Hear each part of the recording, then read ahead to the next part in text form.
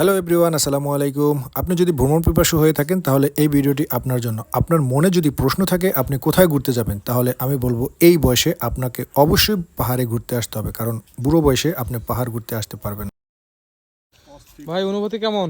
অনুভূতি ভাই, ওয়াও ভাই, আমার জীবনের প্রথম ভাই এই পাহাড়ের এই চূড়ায় উঠতেছি ভাই।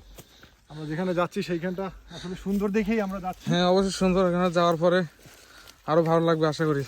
অস্থির অবস্থা ভাই, আমার লাইফে প্রথম এই পাহাড়ে চূড়ায় ওঠার অভিজ্ঞতা এটা।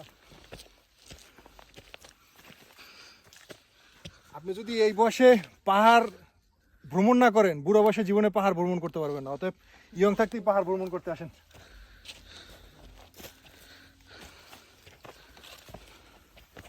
ভাই